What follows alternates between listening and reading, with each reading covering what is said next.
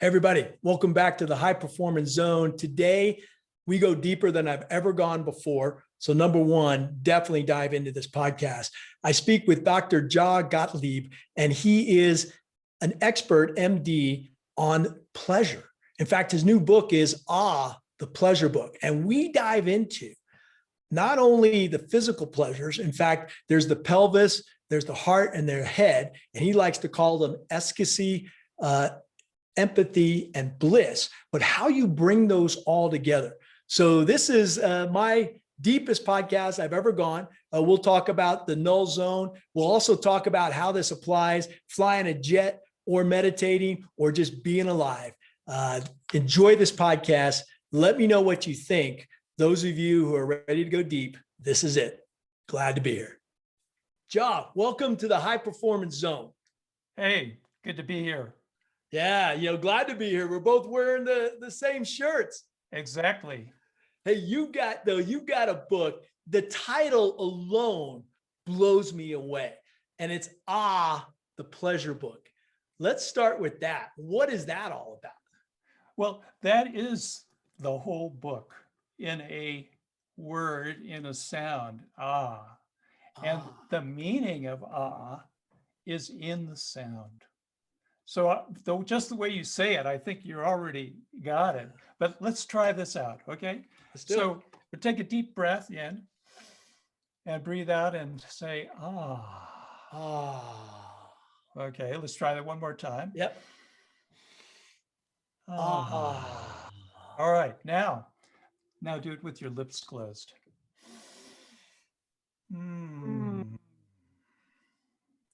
What's that feel like? Boy, your whole body just comes down a level. It just starts to ground you and feel, I feel connected to the earth. Yeah, that's it. It is that feeling of,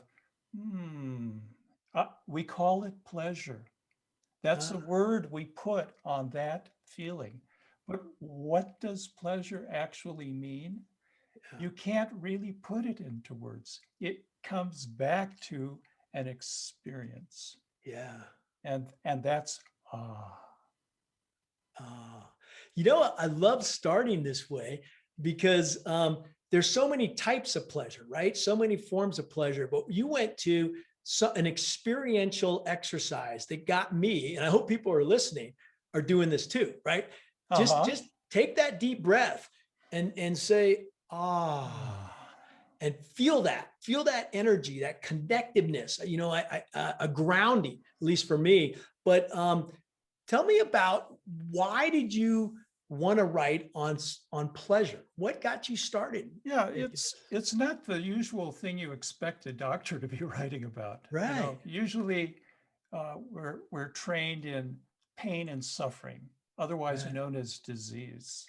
Right. And I didn't want to write yet another book about pain and suffering and disease. I wanted to write about health, how to really be healthy.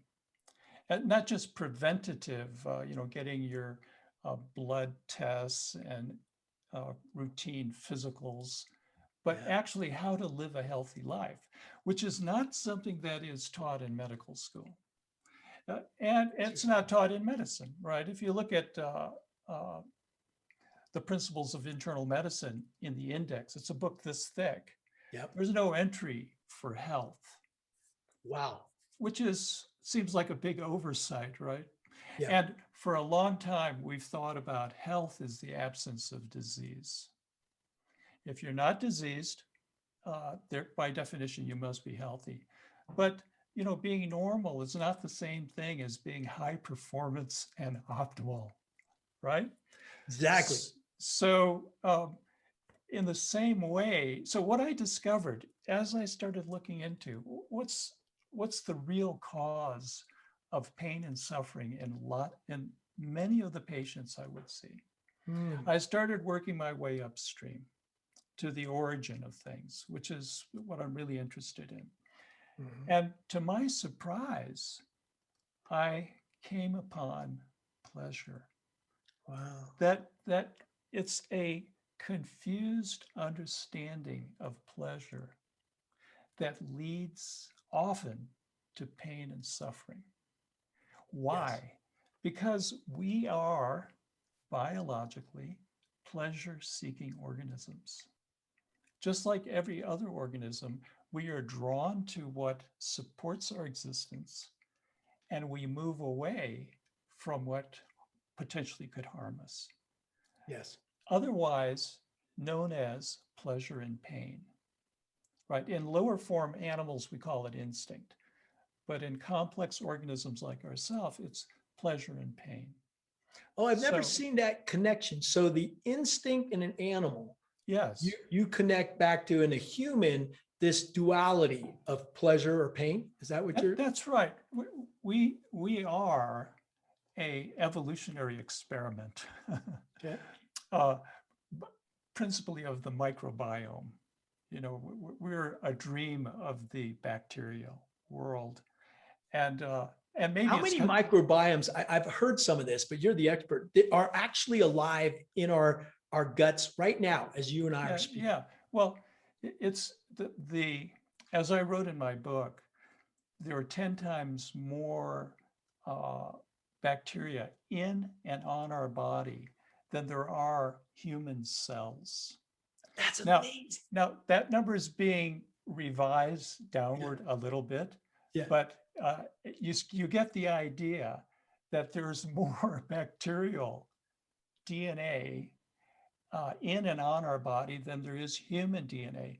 And as a result, human beings have been reclassified as a superorganism, just like coral.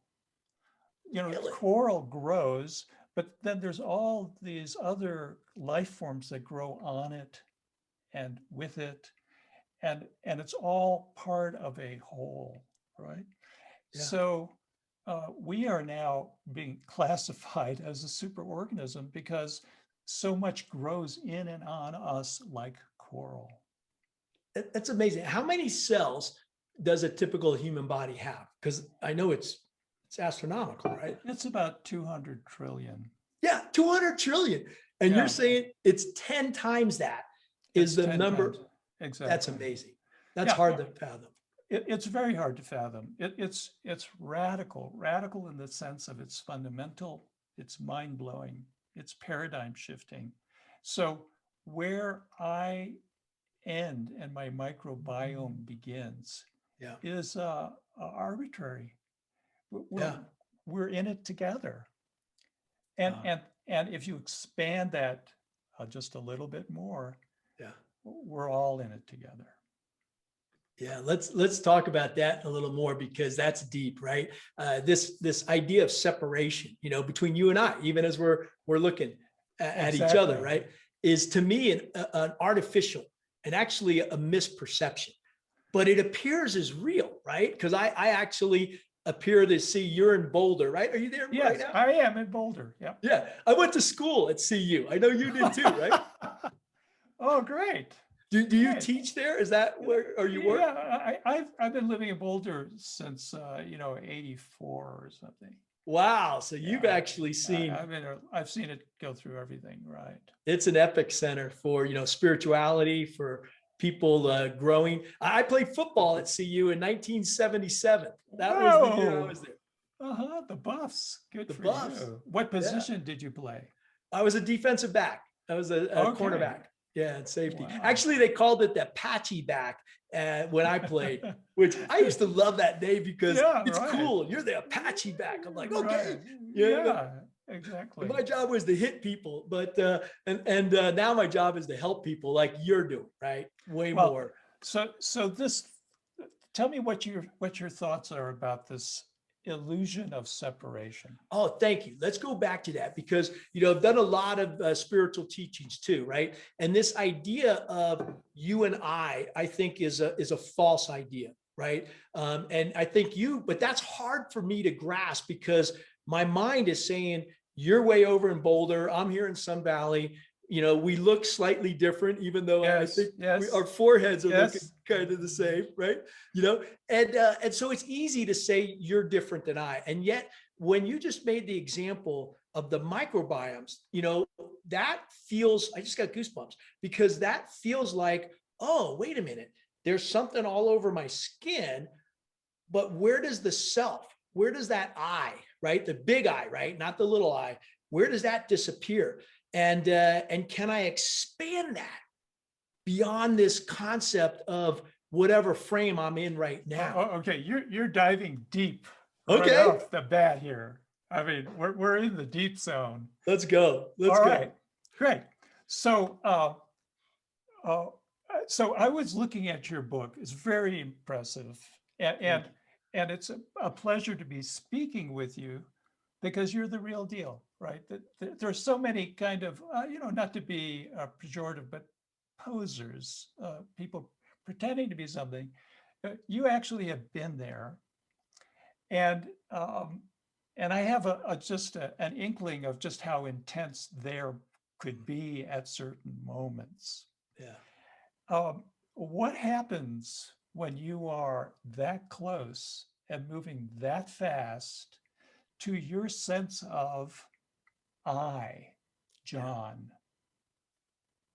Where is John at that moment? Yeah, it's a beautiful, beautiful question. And I've actually thought about and contemplated on this a lot. I actually have an impact video, one of these short videos I put out, because what was really cool in that moment, and it happens in other moments, but in the Blue Angels, it became very real, like you said, and what I like to share with people is, first off, it doesn't matter if you're in the Blue Angels, but when you're first learning to fly a jet or drive a car, there's a distinct difference between you and that machine, right? Yeah. I mean, when I climbed into the jet the first time, I mean, it was big, it was powerful, and it was scary, right?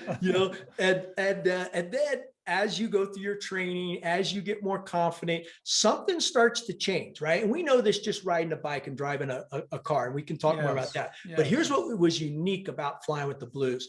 So when I realized, it took, thousands of hours, but finally I became one with the jet, where I did not feel that I was in the cockpit and the wings were out there. We were just one piece. And when I moved that airplane, whether it was a full stick deflection roll, full afterburner power, I mean, I wasn't thinking that. It just reacted, everything reacted. But when it got really cool, Doc, and I want to dive into this, is when you were able to expand beyond that. So when you're flying in formation, okay, there's typically still duality. There's the lead and the wingman. Okay. One person has the lead, one person is flying off them, because you can't have two people in the lead, otherwise you'll hit, right? So the idea there is, okay, I'm flying on another airplane. And I'm thinking about this microbiome example you gave me, right? And all of a sudden, it took thousands of hours. I start to become one with that other airplane. It's no longer a lead and a wingman. We're just one. And this is when it started to really blow my mind. When we got 6 of us together. Now, all of a sudden, the expansiveness of John, the expansiveness of I was no longer in my cockpit or in my airplane, or even the person next to me. It expanded out to all 6 jets and to the space, the airspace we were in. Now, I got to be honest with you, it's hard to stay in that zone, right? It's hard to stay in that consciousness of feeling oneness, because life will pull you back, and you typically go in and out of it. But boy, does it feel good. And so my goal is, and maybe you can help me, how do we expand that to the whole world? How do we take this beyond just you and I, and how do we expand it to the whole world? But that was the, long answer to your question. Now, what was going on?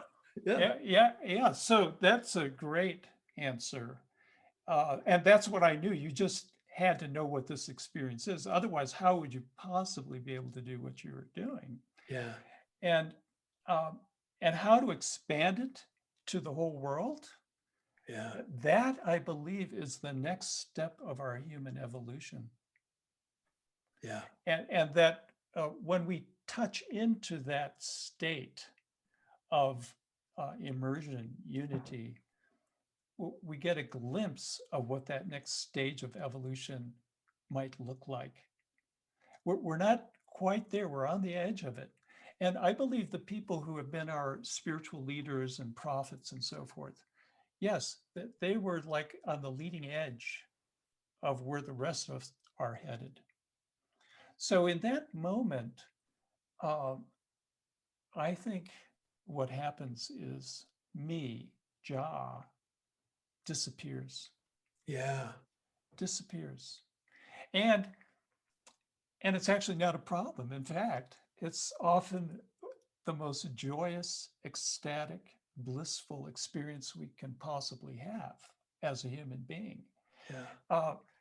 But then, as you say, it doesn't last, because life, reality, our humanness is a wave. A wave is something that repeats itself. It oscillates, it vibrates. It's up, it's down, it's up, it's down. And one of those waves, one of the most profound, deep waves that is going on all the time, even as we talk at this moment, is that I am disappearing, not thinking about what I'm saying and who I am and who you are. And in the next moment, I see you on the screen, Right. and oh, I'm here and I'm talking and you're listening. Right. And that oscillation goes on all the time, but it's so fast, it's so fleeting that we don't realize it. There are other reasons we don't realize it, but one is because it's so quick. And what happens when we pay attention, or as you say in your book, care, which I just really like, because caring is paying attention, and paying attention is love, actually. When we pay attention, when we focus our awareness in a deep way, a lot of things happen. And one of those things is we disappear. We disappear into the reality, which is very ordinary. It's happening all the time. Yeah. But then in the next moment, our concentration shifts slightly, and oh, here I am. So I write about this in my book in terms of Michael Jordan and being in the zone. Yeah. And when he's in the zone, he just knows that ball's going in. Yeah. But then he says, you can't try too hard, because you could lose it in a minute, in a moment. So here's a guy who's performing at a really high level, not trying. Right. And it's like, well, what the hell's going on there? How could you not be trying when you're doing this amazing activity? And that's where we get into what I see as the balancing of effort and relaxation. Oh, nice. Or what I like to call desire and surrender. Yeah.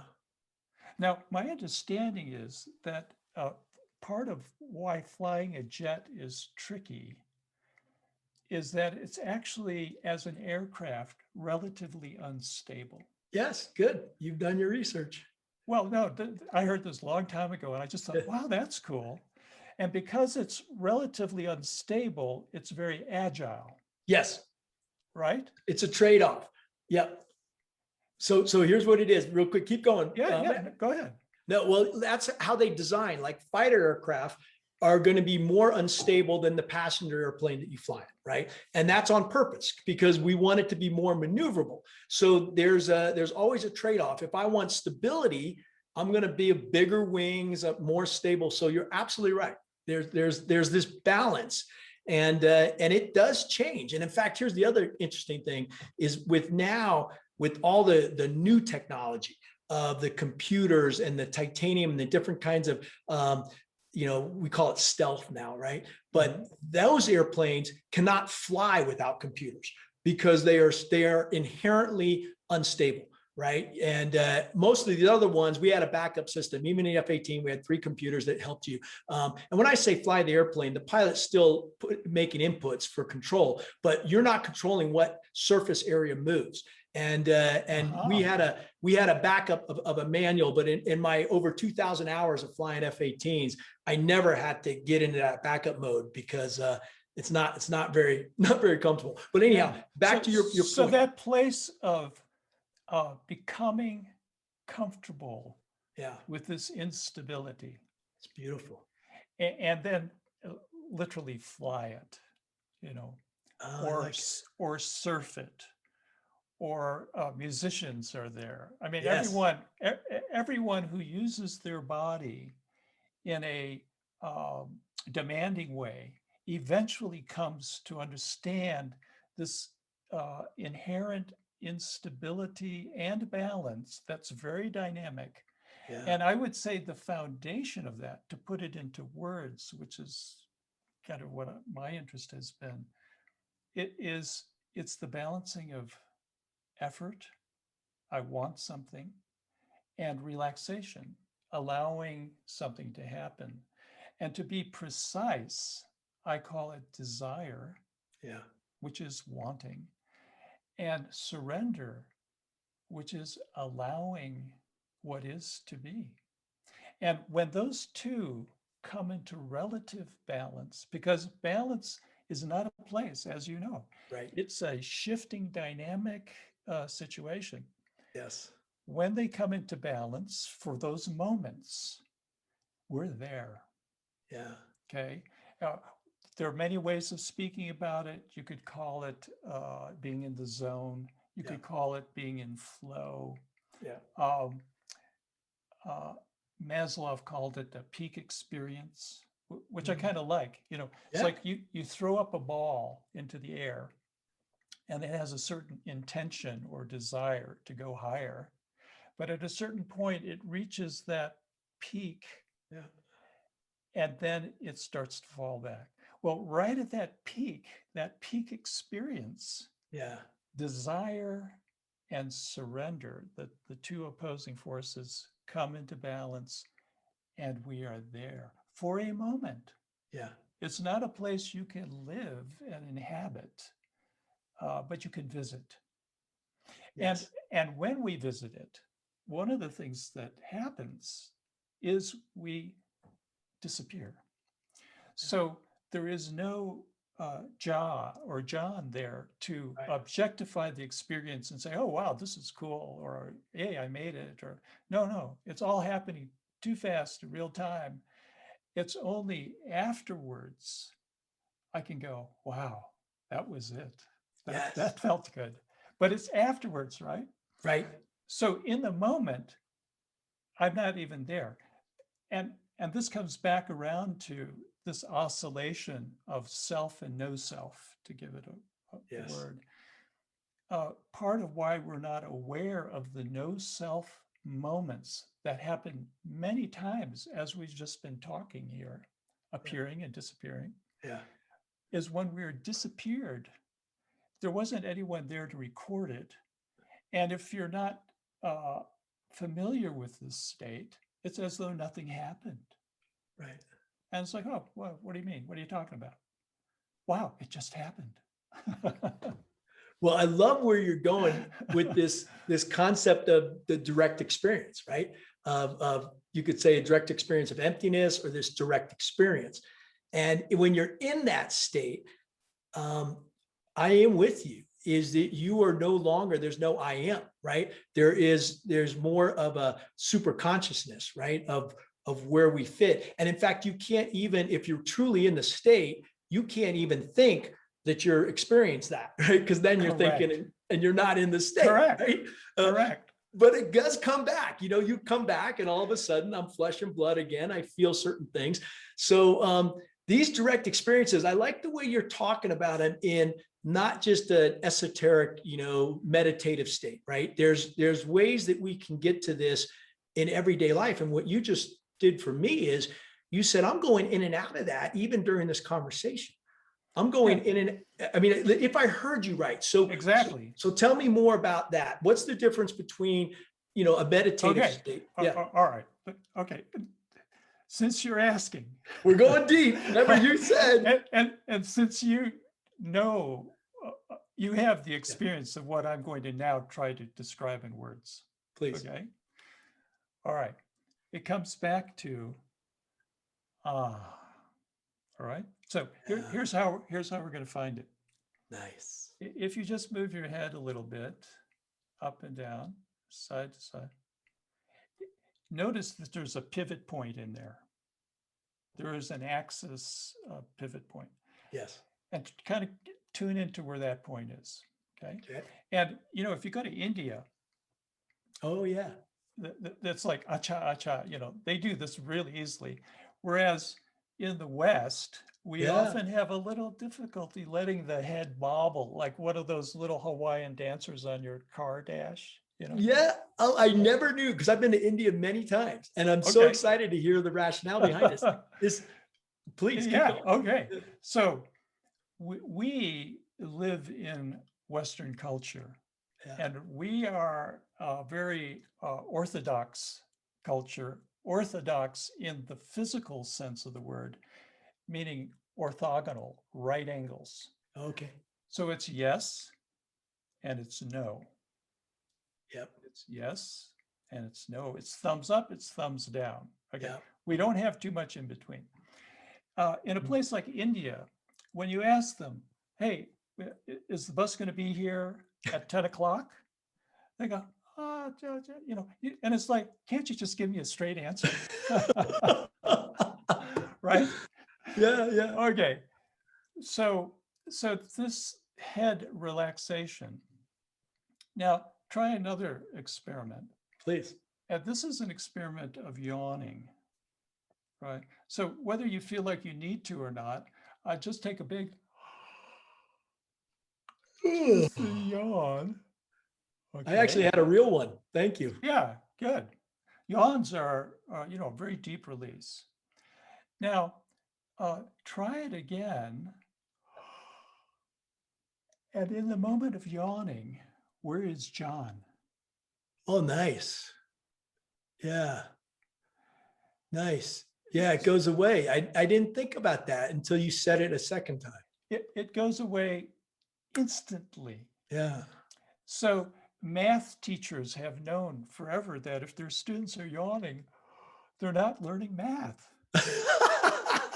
Well, Okay. I went to the Naval Academy after Colorado, and I'd sometimes my head would be on the on the desk, usually after lunch. So I went beyond the yawning stage. My older brother graduated from Annapolis. Oh, we did. Yeah. What year? Oh, geez. I don't know. Yeah. But he played fullback. Oh, he did. He did for until he injured his knee. Yeah. Yeah. Well, I had a cartilage injury too, which but I played through it, fortunately, and played all 5 years. Wow. One in Boulder, and now I'm paying the price. But I just had some stem cells from Mayo, a stem cell treatment, and so we'll see if that fixes it. Yeah. But back to the yawn, because you're into something. Okay. Wow. So this yawning, at the moment of yawning, John disappears. Why is that? Yeah, that's a great question. It's a mystery to me. But let's take this just a little further. Okay. When you yawn, notice what happens to the back of the throat and the soft palate. Okay. How would you describe what happens back there? Well, the back seemed to open up and stretch. Exactly. Yeah. It expands, doesn't it? Yep. Yes. Mm-hmm. Mm-hmm. And we call it the soft palate. Where's the soft palate in the mouth? Well, if this is my teeth, Yeah. then as you move back put your tongue behind your teeth. Yeah. It feels hard. Yeah. If you keep going back, you get to a soft place. Oh, see, I never knew that, Doc. Okay. I'm told it all the time, but now you help me. And that soft place at the very bottom rim of it is the uvula that hangs in the wind there. Okay. So when we snore, Yeah. it's the soft palate going like this. Oh man, my wife's you got to help our life. How do you stop snoring? Because she says that I keep doing that. Yeah, right. Earplugs, probably. Okay. Hey, the other thing is when you put your tongue on, I've been learning Sanskrit and not very well. Oh, wow. Yeah, very interesting Okay. language, right? Yeah. Yeah. And you put that tongue up there, I'll help you a little. I'm not good at it yet, but yeah. Yeah, yeah, we could talk about that. So, Okay. because Sanskrit has a lot to do with the palate. Oh, And it's probably the most advanced spiritual language on the planet, absolutely. as I've been told. Yeah. Okay, so this palate relaxation, when the palate relaxes, it expands. And notice now, smile a little bit. And notice what happens in your soft palate. Similar Same thing. relaxation, right? There you go. Yeah, I was gonna say it seemed to go up a little to me, Right. but yeah, it's moving, it's expanding, Yeah, right? yeah. And when you say, ah, Ah, the yeah. palate is releasing. Wow. You know, it's amazing because I had heard about smiling changes Yes, the energy in our body, right? yes. And now so let's keep going. I don't want to. So the Mona Lisa's smile, Oh the yeah. reason it's so captivating is because you sense that she has got this palate thing happening, even though her lips are not so obvious, and you just feel it, right? Artists, of course, are very tuned in to our human situation, and in their sculpture, in their painting, they give us clues as to what's going on. So as long as we're talking about artists, Yeah. why do you think they put such beautiful art at the very top of a cathedral on the ceiling? I mean, Well, that's a weird place to put it. it is. I can't imagine painting it up there. Wasn't it Da Vinci in Rome, Michelangelo. right? I mean, Yeah. I've been there. I've looked up at it. So what I'm thinking is that there's something about looking up and it's changing. It's opening up your. Yes, Yeah. exactly. Wow. Exactly. All right. So now when we look up, we go, Yeah. what happens in the soft palate? It expands. Yeah. It does. Wow. We call it awesome. Now, I spell it AAH ... because that's the title of my book. Of course. Yes. Okay. Which, by the way, awesome. the book, everyone needs to read this book. This is phenomenal. If you haven't already been noticing, Doc, you're taking us to a whole new place. Look at this. That's the title. AAH ... Okay. Love So when we look up, we are awestruck. Yeah. If you wanted to create institutional power, you would want to have people awestruck by your power. That why the most stages are elevate you? Well, those aren't high enough, but Okay. if you think of church towers, Yeah. if you think of a castle tower, it's like, okay, there's strategic, you've got elevation, you can see things. Okay. There's a Right. practical thing. But church towers, and in fact, the whole thing about churches is this like Yeah. looking upward to God, right? To spirit. Right. Of course. Okay. So Hey, Doc, I'm going to give you a please. deeply personal story right now Please. that I don't think I've ever told. But you've got me in this state of just awe, right? So I was with my mom when she passed away, and it was actually a very powerful experience. She had congestive heart failure. It was just her and I were at the house, and she had, a massive heart attack. You can tell, right? I mean, you're a doc, but I'm not, but, and so I run up to her and I first thing is just want to console her, grab her and say, Mom, are you okay? And then fortunately the phone was right there. So I called, 911, get the stuff going. But meanwhile, I'm holding her. And here's why I bring this up. Her face did exactly what you just said. She, I started to do CPR and then I realized there was nothing happening. The blood was, it was convoluted. But here's what happened. Okay. She looks up and she is in a sense of awe. And I'm looking at her eyes. And at the first thought, I could not tell, is it fear or is it awe? And then I realized it was awe. There was something magical about this. And well, I'll just say it. I felt this energy leave her body, and it left quickly. It was not, a small thing. And in the next nanosecond, it was no longer my mom. I mean, I'm holding her, but I'm realizing that I'm holding flesh and blood. There is no spirit. And whatever your belief system is, I'm not trying to change anybody. I'm just saying I felt this and I saw it. And I feel so blessed to have been with her, because she showed me that, something happens after death. And whatever it is awesome, because Yes. she was in awe.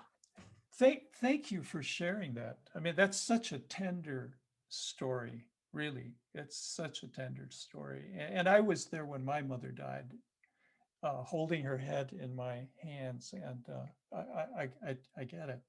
So, to be technical, Please. that experience is called agape in Greek. Oh, is it? Yeah, you've maybe have come across that term in early Christianity. Yeah, They it's a talk form about of love, agape. right? A deep form of love. They call it a deep form of love, right? I think of it as being agape, Oh, nice. literally. And in that moment, we disappear. We are merged with the Godhead, if you will.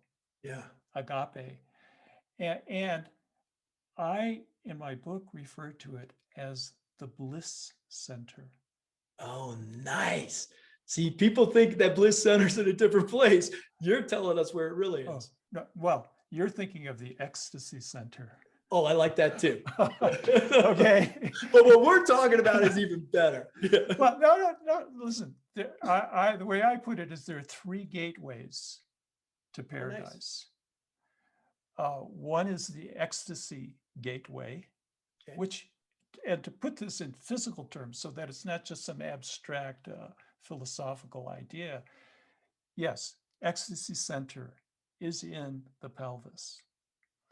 The bliss center is in the soft palate back of the throat, wow, which is what we've been exploring.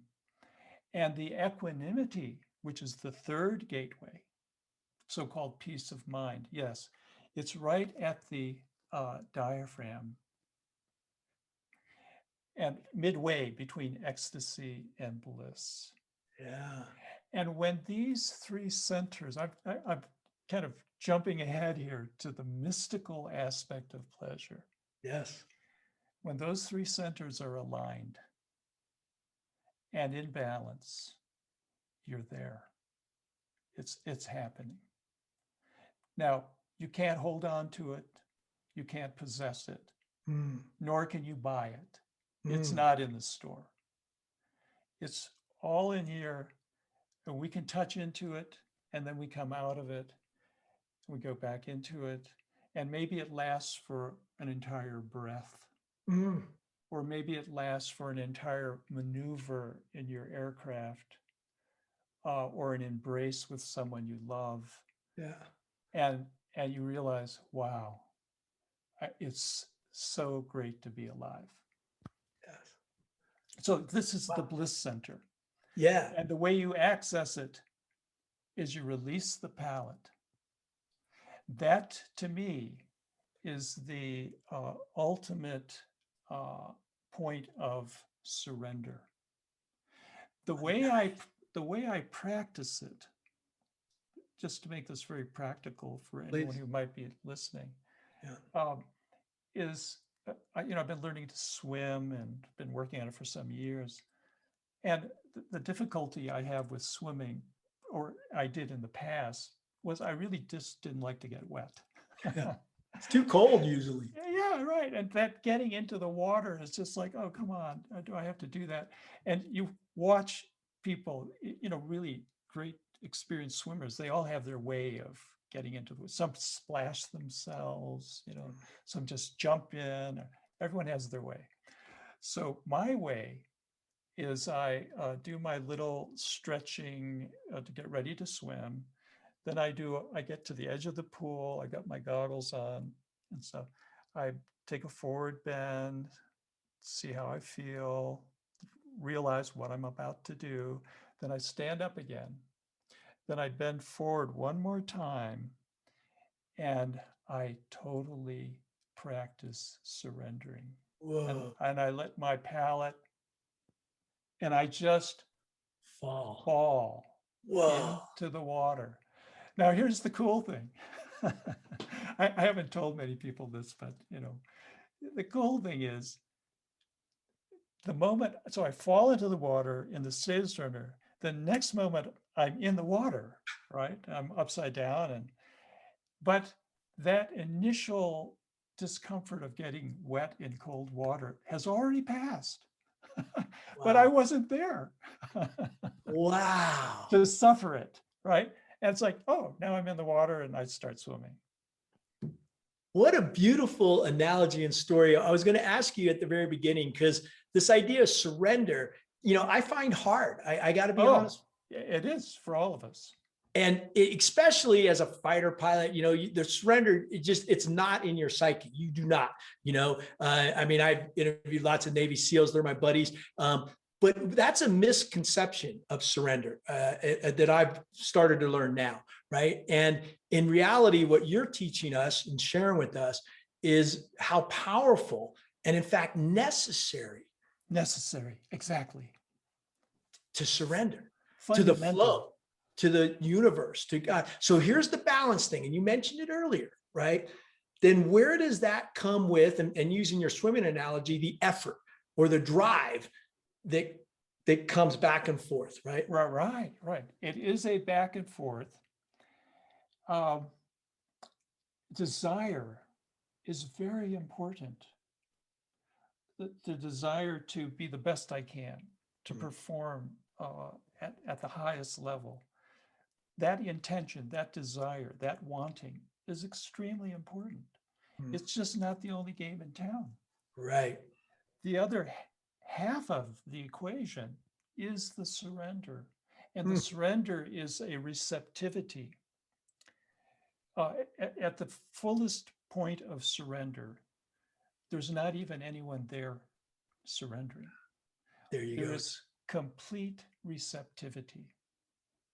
And if we didn't have those moments, microseconds of complete receptivity, we wouldn't know where the hell we are or what's going on. So we are going in and out of this at every time scale. It's fractal in a temporal sense. Do you know how fast that shift occurs? Is there any science behind it? I was told 65 times a second. Every time I snap my finger, there's 65 frames that hit our eyeballs. I'm not sure if that's a connection to this idea of the wave that you're talking about. Yeah, I don't know that anyone has, I don't know that there are many people who actually even talk about the way we're talking right now. Right. But I think of it in terms of an old-fashioned film clip. Yes, the frames. Exactly. And if you watch a really old Charlie Chaplin, you can almost, it seems like it's stuttering a little bit. Yeah. And it's what happens in between those gaps between image. What's happening in that gap? Yeah. That's where this balancing is happening.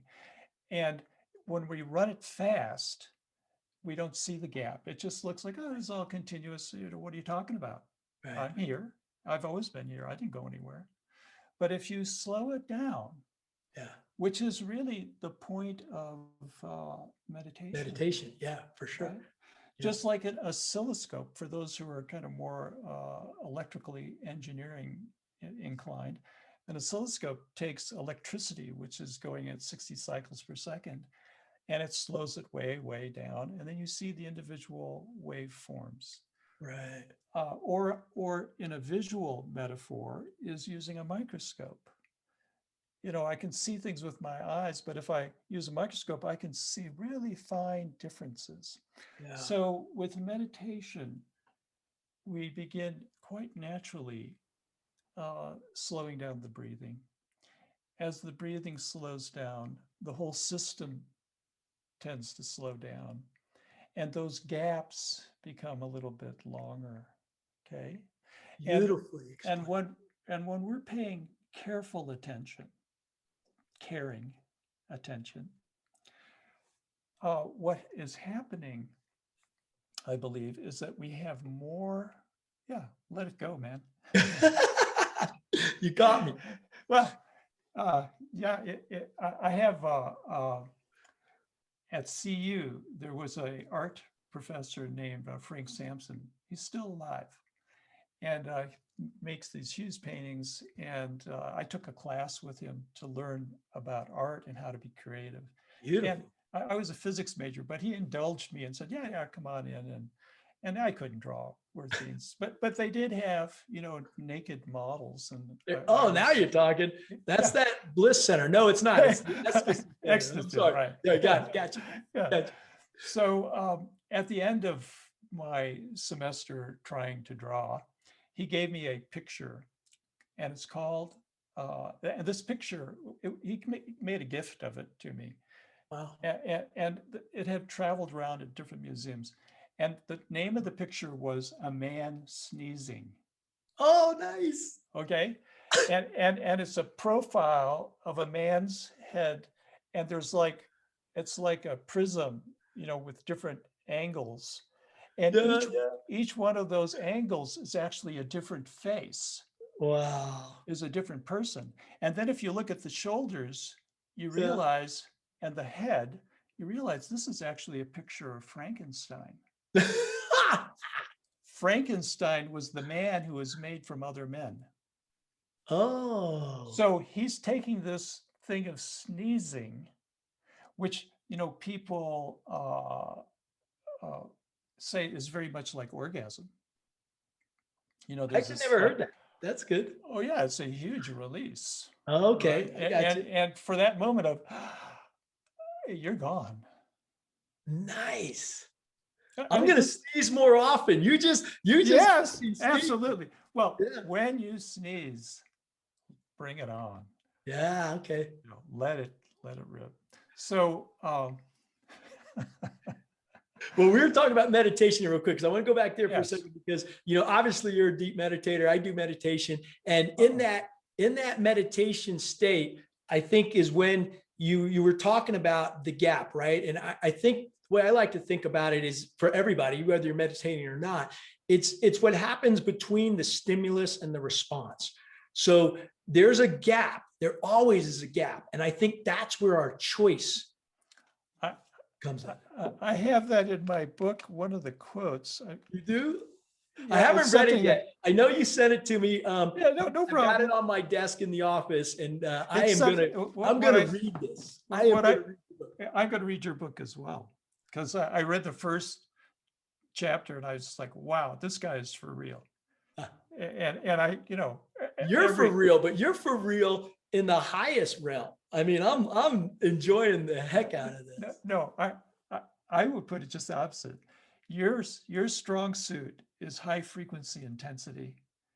My strong suit is low frequency intensity. Okay. That's just a way of talking. What do you mean the difference? Tell me. Well, because you are very kind of, your energy is at a higher vibratory rate, which is fun to be around. But if I was with you for too long, I'd get exhausted. You know what? It happens with my wife, because she is, she's very much like you, very contemplative, very empathetic. She feels. So all this energy, can actually be a challenge. But talk to me about low, because it doesn't mean it's bad. It's just different, right? It's just, we need the full range. Yeah. We need the full range. So I've been learning more about how to just get a little more, animated, and let my feelings express themselves in my voice, in my face, in my body. Well, you're doing it in our I podcast, am. and I'm trying to do just the opposite, even though not very well. I'm trying to dial it down a little bit, but not too much, because we just got to be ourselves, right? Exactly. Yeah. Right. And we just need the range. So one of the quotes at the beginning of one of my chapters is freedom is found in the gap between stimulus and response. Oh, nice. Right? Yes. Right. So Freedom. Freedom. I always think freedom to or freedom from. It's this idea of this desire, right? Ignorant desire versus good desire, right? And I love that you hit freedom, because to me, that's what we're all seeking, besides equanimity, peace, and all this, but really freedom. And I started thinking to myself, but wait a minute, it's not just freedom from, it's freedom to something, which is even more powerful, right? What do you think? if we had to use prepositions, I would say freedom of. Tell me more. I like. So pleasure. Yeah. Is so much more than we think. It's that experience, and you can't get to by thinking. It actually kind of gets in the way. So if you think of pleasure is anything that makes you feel good, to me is a very common sense. Hey, if it feels good, that's a pleasure. Okay. Well, there are at least 4 ways in which we feel good. One is physical, and that's sex, food, creature comforts, and so forth.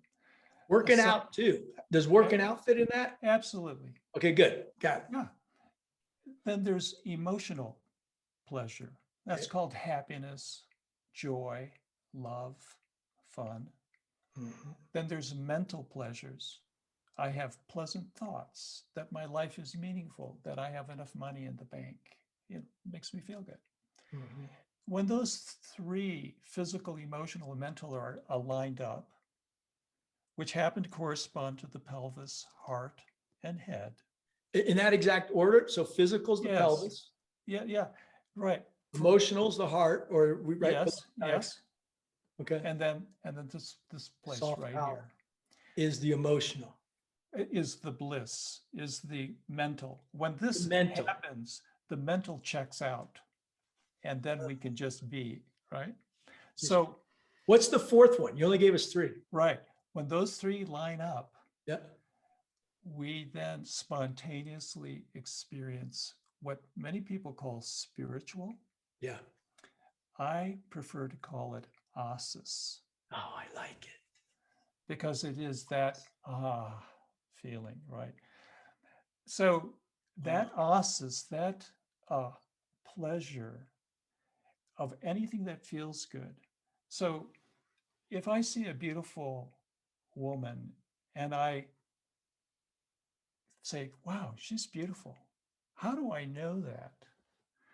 The way I know that is because when I look at her, I experience pleasant sensations in my body. And that's how I know that's beautiful. So beauty is just another word for pleasure. When I feel free, that desire and surrender are in balance. When I'm standing and I'm in balance, to be free is, on the one hand, to be quite stable and equipoise, we might say, but it's also that place where I could fall in any direction equally. Nice. We're back to the instability of balance. That's called freedom. And I know that the reason freedom is so important to me is because it feels good. Freedom, in other words, is just another name for pleasure. It's so beautiful. Let me give you a quick, so every morning I got a morning ritual, morning routine, gratitude, focus, meditation. a physical, and part of my physical is a bowing routine that I do every morning, but I end up with a headstand. I love to do yoga, right? But here's what I do is that headstand has become a staple in my life. And it does feel incredible. But here's what's interesting. When I used to fly number 6 in the Blue Angels, that was when you do the opposing solo. Your job is to come over the crowd. And I loved it because you scare everybody, you know, and then you point the nose straight up. And then you have to cancel the stick because you have to go to 0G and you slam it over, full stick deflection, and you just spiral up. And I used to realize that I'd be spiraling up, and you're just like in this, talk about pleasure, talk about freedom. All right. You're just in the zone. But so what's interesting is that it is a place of instability, and there's a null point. If you get right in the null point, you can keep going, no problem. But if you have too much positive G, you'll slow down, and the airplane goes slower. But here's what really is the problem. If you put some negative G in there, it'll speed up, and then it uncouples, and you'll start to go tail over head, which is of course not good, right? So what's interesting is it's a feel maneuver. I can't just explain that to you. Tell me, what is the null point? The null point is 0G, exactly 0G, not 0.1 positive, not minus 0.1 negative. So, and you've got to feel this. Even the technology of the jet with all their digital readouts, it's not like the human brain. The human brain can feel this, right? And you can start to feel when it's starting to uncouple, at least if you're aware. And then you better put some backstick in, otherwise you're going for a ride. And it's not the fun ride, right? But the key there is knowing that null point. And here's why I brought that up: is in my headstands, I can do headstands for 10 minutes. It's not a problem because I know where that null point is, and I'm constantly going in and out. You know, it's very hard to stay perfectly there. I love it. Yeah. So here's something for you to think about, John. Please. This is what did you study at CU? What was your major? At CU, I was going to be pre-med, but then I wanted to become a pilot. And so I was pre-med at CU, but when I went to the Naval Academy, I switched to mechanical engineering. Okay. So, and I like it that you're very thoughtful. And I just had the feeling from looking at your books, like this guy knows of what he speaks because he's been there. All right, here's something to think about. We're talking about language. Yeah. And we're talking about ineffable experiences, which by definition cannot be put into words. You just have to experience it to know it. But we need to try to use words to communicate to others. It's our human situation.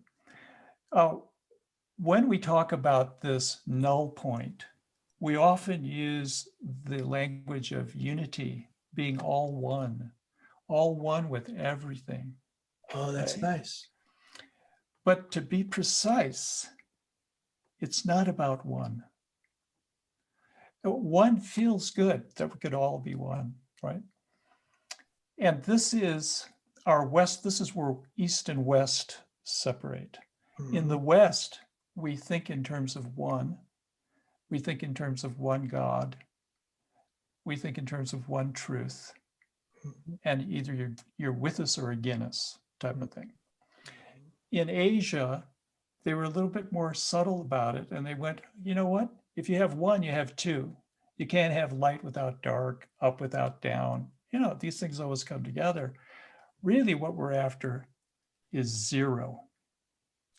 Oh, interesting. Zero, as I like to say, there's an infinity between 1 and 0. Oh, nice. That 0 point in the body, there are 3 of them.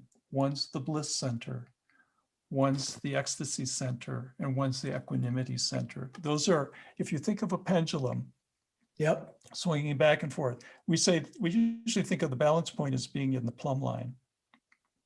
But there's a balance point out on this end. Oh, nice. And there's a balance point on the other end. There are 3 balance points, 3 null points. Wow. And that's where we come into balance. That's where we enter paradise. And so it's not about being all one. It's about being all 0. Nice. Being all zero. Yeah, we don't have a good language for it, but in Sanskrit, it's called shunyata, Shunyata? emptiness. Yeah, Shunyata? shunyata, emptiness, translated as emptiness. Ah, Right. that doesn't translate real well in the Western world, right? That Right. word.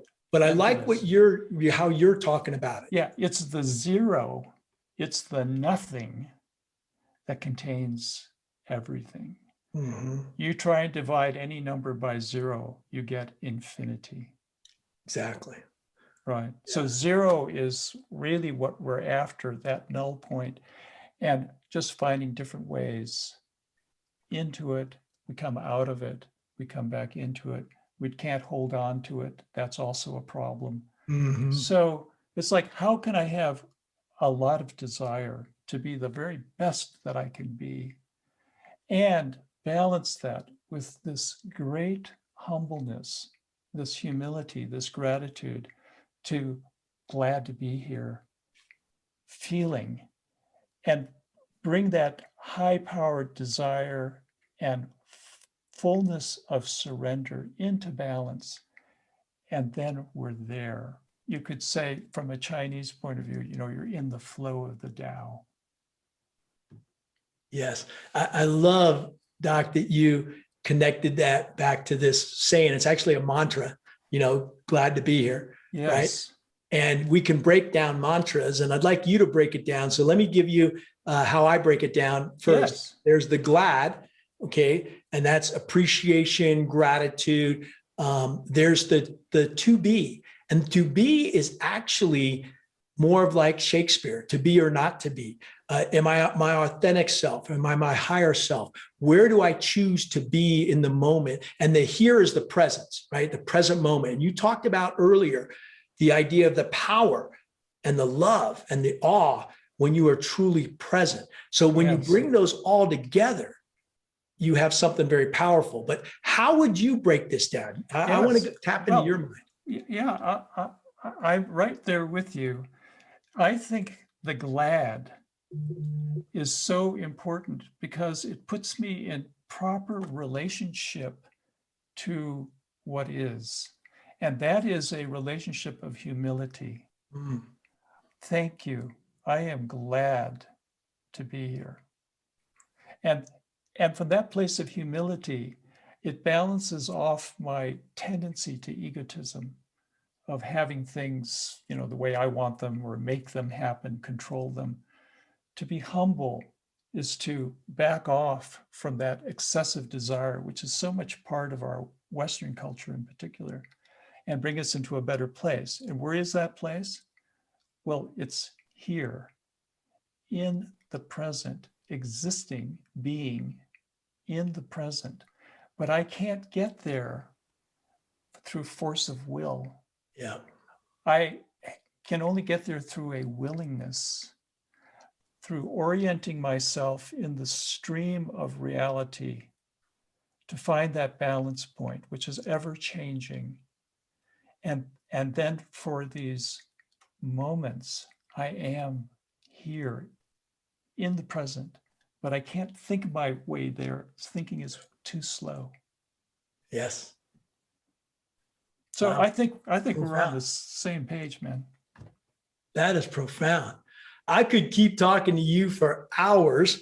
We are going to definitely have you back. But I'd like to maybe pull a couple things together. One is I noticed in your book that you have different ways to discuss pleasure. And I'm reading my notes here real quick. Sure. Even colors and cycles. We talked about desire and surrender, but you want to go over the 4 colors maybe real quick, or anything else that's important?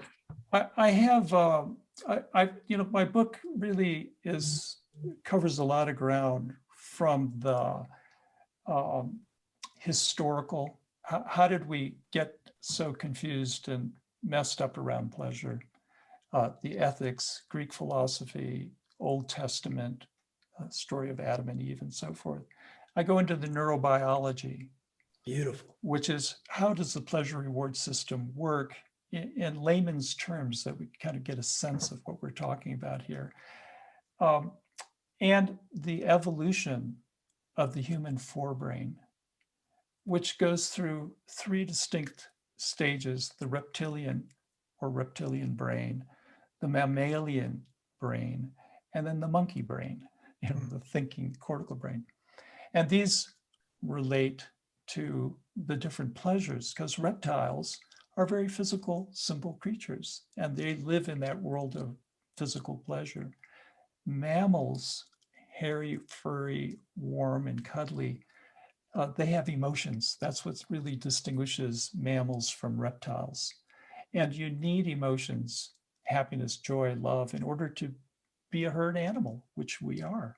And then the monkey mind, the thinking part, is that intellectual that uses words, manipulates symbols, and tries to understand things through those symbols. And that's very much part of, that's why we can build incredible technology. So we need all three of them. And all three of them have their own physical, emotional, mental, and spiritual pleasure. I think of it in my book as a pleasure prism. And when you take any pleasure, it creates a spectrum that has four components. Physical, which I identify as red because it's hot, it's immediate. Green, which is that heartfelt, life-affirming place that we share with each other. And then blue, because it's just a little bit cool and abstract. And now blue is my brand color, Good, ours too. I love it. Yeah, because it is cool. Blue and gold. It's relaxing. And when I look at the sky, I see it and I'm affirmed every time. Now, when you get those three primary colors, red, green, and blue, and in balance and put them together, you end up with white. Nice.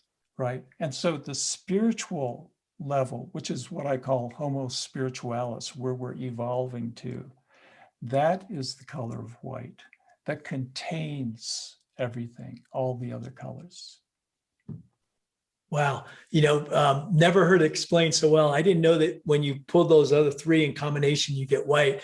I want to share with you a quick experience I have now almost every time I meditate, because it comes quickly into my third eye area, is those colors come up, but not so much the red. What I get is first a green, and I get green when I think of others. So I say, bless me indeed, and then I'll say bless others through me. And all of a sudden this green pulse starts to show up.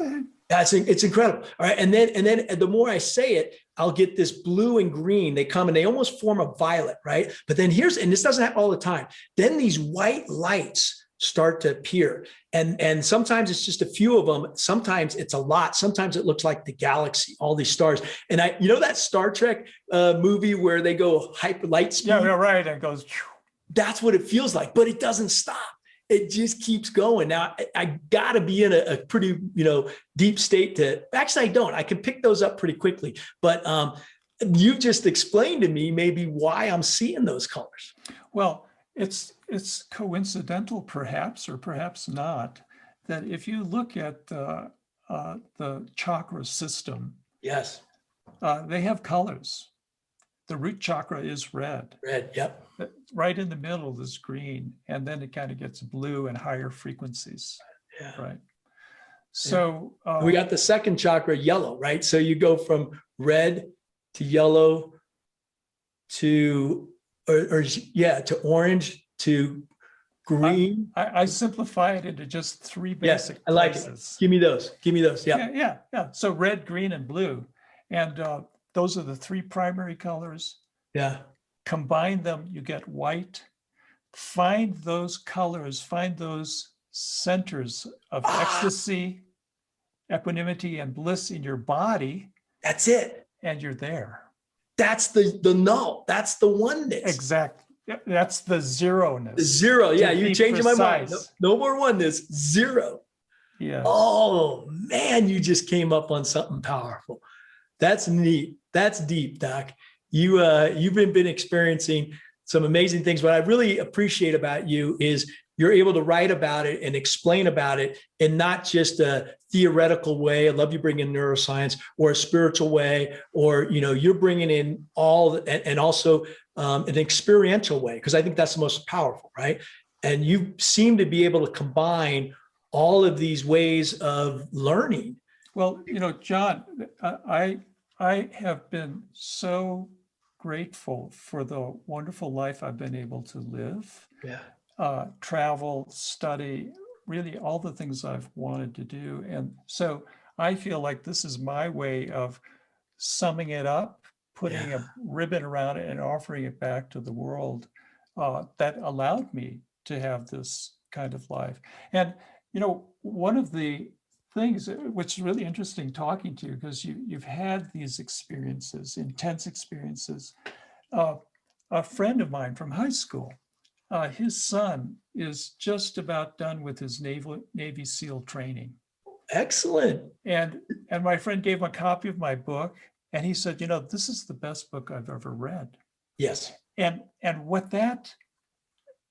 the reason I like that is because he's in the thick of the hardest training he's ever endured. Exactly. And he's going, wow, I see how this works. Yes. Yes. Oh, and here's the beautiful part is you don't have to be a Navy SEAL, a Blue Angel, or a doctor like you. Yeah. We all can experience this, right? And I think you've given people the tools, even in this short podcast, actually, maybe it's a long podcast, to actually experience that. I'm reading your book right away. I get books every time, and I skim them. I don't really read them. Yours I'm reading, because I'd like to know your further thoughts on it. Oh, I will.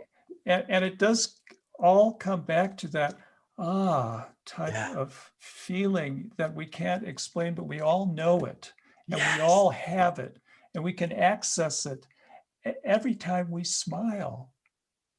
It happens. There's a reason that it's Jesus, Buddha, Amen. Amen. I mean, ahung, right? Ahung. Is everyone knows it at some place. Let me. I want to talk about one thing about that you just brought to mind with the Blue Angels. I never realized this before, but when you're talking about the church steeple and being up high, thing, if you think about it, the audiences, and we have pictures of this, go to any air show. Yeah, they're like, exactly. And that's why when I show a picture of the jets, I ask people at my speeches, I'll say, what's the first word that comes to your mind? Most people say, amazing, or just amazing. It's incredible. And now I know why, because their soft palate was open. Yes. Holy cow. They were in bliss. Yes. Oh, they weren't thinking about their income tax, right, or their boss or anything. They were just like, wow, struck. This has been so beautiful, Doc. We're gonna stay close in touch. Okay. We'll make sure we continue. I got to ask you one question. Yeah, please go for it. So you're pulling 7.5 Gs. Yeah. Why aren't you wearing a G suit? You know why? Okay, so I'm going to give you, this is going out to the world. So I'm going to give you two answers, right? I'm going to give you the official answer, and then the John Foley, cool guy answer. Okay. Or thinks he is. All right. So the official answer is because a G force only gains you about a G suit, only gains you about a G.5 extra. The way you sustain G's is not with some outside. What they are, they look like chaps, right? And you have a hose that goes in there, and the more G you pull, the more pressure it puts on your legs and your stomach. But the real way you fight G's, and I'll show you this right now, is physically, right? You bear down. So I just go. So I'm creating with everything, the higher blood pressure. Just do that one more time, please. You can see the veins start to pop. Wow. Yeah. And I mean, it's like swelling right now because I know how to do this, right? So it's the same thing in getting these alignment of some of these channels, right? But you've got to get the force and you squeeze your thighs, you squeeze your stomach, and then you bring that pressure up. So you're helping your heart, because the whole reason is you're trying to keep the blood from draining from your brain. Yes, yes. Okay? Yeah. So I can do that without a G suit. In fact, I've never had an airplane even come close to knocking me out, but here's the key. You got to know when the G's coming on. See, if I'm in combat and I get jumped by someone behind me, I might react. My teammates say, break left, bam, and so the key here is that in the air show, it's very precise. We know when the G's coming on, but here's what most people don't understand. It's not how many G's you pull. The real challenge is how long you sustain them. Okay, that's the challenge. So it's when I do my maximum performance, minimum radius turn as the lead solo pilot, I am bearing down, I'm squeezing, I am at full G, but then you got to figure out how to breathe, because you just can't hold your breath. Yeah, right. Well, let me ask a doctor. So how do the lungs actually get air into them? What do you have to do? Well, you have to, at some way, expand the volume of the thoracic cavity. But exactly. If you're crunching down, how do you do that? Exactly. And the only way to expand the cavity, because the air is going to, is you have to relax. So this is exactly your point. You have to find this absolute balance between bearing down and relaxing, bearing down and relaxing. And it's a wave. And so I'll give it to you right now. I go like this, I go, it's called a hook maneuver, because what I'm doing is I'm bearing down, but I have to relax in order. Yeah. And then bear back down and relax. And if you do that, I mean, I could keep that up for a long time, right? Yeah. That's how you fight G's. Without hyperventilating. Yeah. Yeah. Here's the other cool thing. Sure. I'm putting together a workbook for, the pleasure workbook. Oh, perfect. And one of the things I want to share is, after 20 years, 30 years of studying breathing, the refinement, the ultimate refinement, and I call it STEM breathing, because STEM captures that sense of the upward movement of, in yogic tradition, prana in the body through the central channel. And that naturally happens with meditation, so forth. You begin to feel this upward movement of energy. So thank you for sharing that. That's so interesting. I had not known about yoga or meditation when I was a Blue Angel. I just knew this is what I needed to do to stay alive. Okay. Yes. And then I realized that when you're upside down, now everything changes, right? You can't bear down. You actually got to relax. So this idea of effort and surrender, this idea of desire and surrender was constantly at play in the air show. But now, as I do the studies, I talk to people like you. I've expanded my world tremendously. I've gone over and studied in India, in Asia. Nice. Yoga. I mean, I practiced. I learned this stuff, and I realized, holy crap, you're coming at it one in an experiential way. I just knew it worked, and now you're starting to find out why it works. What's the science behind it? And when you bring those two together, which is what Glad to Be Here is all about, you have real power, right? Because you actually understand, but more importantly, you've experienced what you just said, the upward movement. It's bringing together the physics of it, yes, the biology of it, and the metaphysics of it. And that's where the metaphysics is where we get beyond words, but we can get there with certain practices, certain experiences.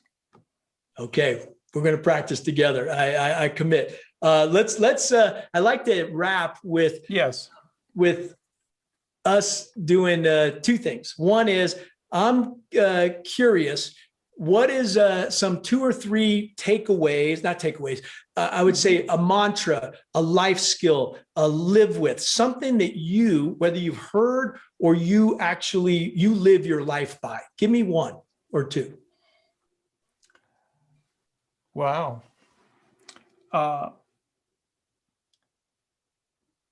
I meditate every day for the most part. And I see that experience as kind of taking a glass of muddy water, putting it on the windowsill and letting the mud settle out. And then the water is clear. Mm. And at that moment of clarity, I like to add just a couple of drops of coloring that I would like to have in my glass of water. And there are 3 drops that I add in at the close of my meditation. And that is, may you fill me with light. May you fill me with love. Mm. May you fill me with joy. Mm. I am light. I am love. I am joy. Light, love, joy. Wow. Profound. I will adapt that in my meditation. Oh, and it's the way powerful. I wake up. Because when you say those words, actually feel it. Yes. And then the understanding of what is light in that sense, what is love, what is joy, and they're a little bit different. And that's the nuances, right? Yeah, exactly. I am light, I am love, I am joy. Wow. So Doc, I hear you have a statement that we are angels with monkey organs. What does that mean? Yeah, that's a way of describing our existential situation, that we are biologically, we have evolved to kind of, ape plus, ape plus. Yeah. And, but the world we're living in is not sustainable. The idea of us against them, whoever us is and whoever them is just passé in a world where a virus can go from Kinshasa to London in a couple of hours, where nuclear weapons could wipe us all out and a whole lot of other life creatures with us. In a world with a global economy, on and on, this whole, and we were talking about the microbiome and where we end and it begins, that whole notion is no longer going to serve us. So our monkeyness is reaching for our divinity, our angel nature. And I hope that, I would say pray, intend that we get there to that divinity before we destroy ourselves. And we've never had the greatest, the means to actually reach our divinity and destroy ourselves at the very same moment. We're at this bifurcation point. And so that's, yes, we have monkey organs, but we aspire to what I call homo spiritualis. Wow. Doc, you didn't know this, but I have my I am statement. And my I am statement is I am an angel. And I've come up with that, not because I was a blue angel, it's because I was doing some research on angels. And it turned out the angels have 5 qualities. An angel's a messenger. An angel gives guidance. An angel protects. An angel's a warrior. And above all else, an angel serves others. And I said, I don't know if those are the only 5 qualities, but if they are, I'm in. So that's my own personal mantra. Nice. Well, I know that that you are, you have a sophisticated life of the body. So I'm just going to mention this to you, that if you think of the angel and the wings of an angel, it requires a certain placement of the chest, the scapula, the shoulder blades.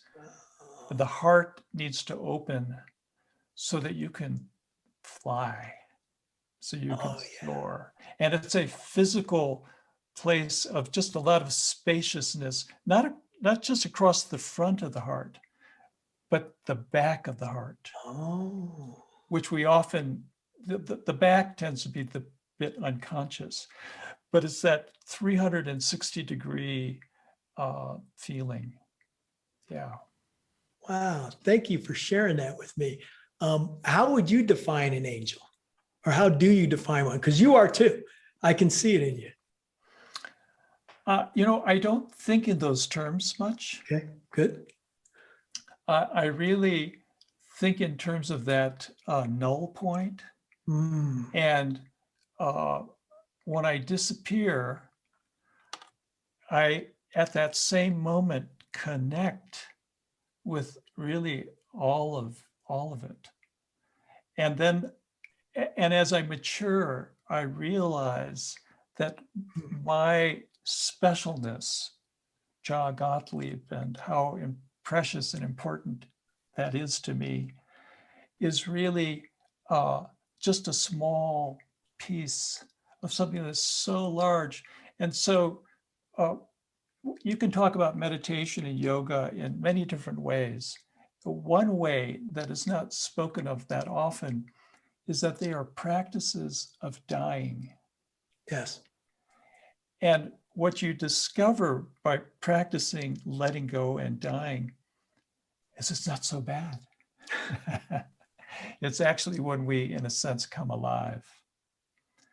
So being able to live well is also this ability to die well on a moment-to-moment basis. And that's coming back to this place of surrender and letting it go and trusting that natural intelligence is going to keep it all flying just fine.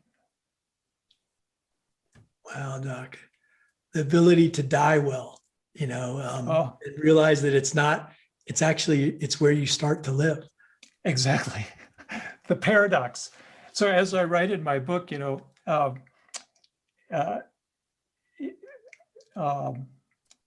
Bohm said that